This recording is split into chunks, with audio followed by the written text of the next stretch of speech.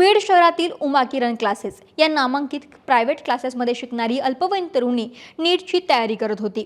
जुलै 2024 मध्ये क्लासमधील शिक्षक प्रशांत खटावकर यांना तिला क्लास सुटल्यानंतर आपल्या कॅबिनमध्ये बोलावून घेतलं, तिच्याशी अश्लील चाळे केले।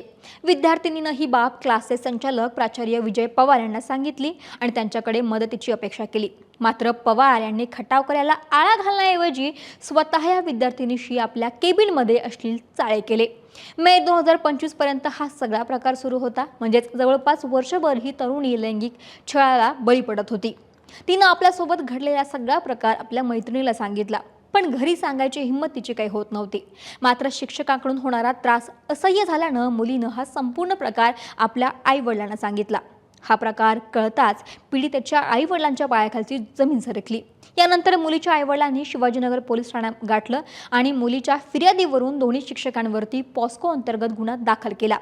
गुन्हा नोंदवताच दोन्ही शिक्षक फरार झाले। या प्रकरणामुळे बीडच्या शैक्षणिक क्षेत्रात खळबळ उडाली।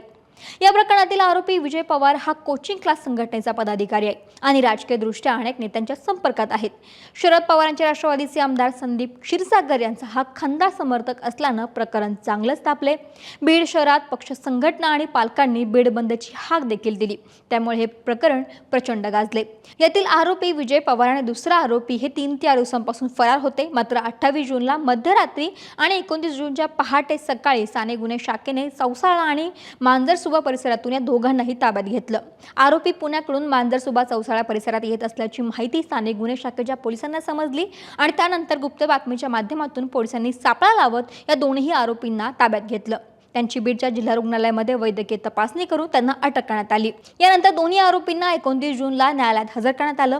सरकारी वकिलांनी 7 दिवसांची पोलीस कोठडी मागितली होती। कोचिंग क्लासेसमध्ये सीसीटीव्ही फुटेज तपासण्याच्या अनुषंगानं 7 दिवसांची पोलीस कोठडीची मागणी पोलिसांनी केली होती। दोन्ही बाजूंच्या वकिलांनी युक्तिवादानंतर मात्र न्यायालयाने 2 दिवसांची पोलीस कोठडी आरोपींना सुनावली।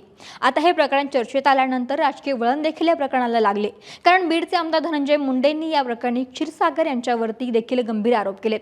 मुंडेंच्या म्हणण्यानुसार या प्रकरणी जेव्हा तक्रार दाखल झाली तेव्हा आमदार संदीप क्षीरसागर हे आरोपी विजय पवार सोबत होते, त्यामुळे या दोघांचे सीडीआर तपासण्याची मागणी मुंडेंनी यावेळी केली। मुंडेंनी असाही आरोप केला की या प्रकरणी तक्रार दाखल झाल्यानंतर आरोपी विजय पवार याच्या माणसांकडून, याच्या समर्थकांकडून पीडितेच्या घरच्यांना हे प्रकरण दाबण्यासाठी जवळपास 20 फोन केल्याचंही बोललं जातं। तसेच या प्रकरणाचा तपास महिला IPS अधिकाऱ्याच्या मार्फत SIT गठीत करून करण्यात यावा अशी मागणी देखील मुंडेंनी या प्रकरणी केली।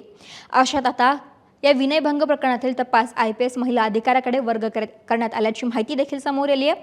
या प्रकरणात आता आणखीन काय समोर येतंय हे पाहावं लागेल, ज्याच्या अपडेट्स आम्ही तुमच्यापर्यंत पोहोचवूच। परंतु या प्रकरणामुळे धनंजय मुंडे चांगलेच आक्रमक झालेत आणि त्यांची ही आक्रमकता संदीप क्षीरसागरांना भारी पडू शकते आणि त्यांच्या अडचणी वाढवू शकते, एवढं मात्र नक्की।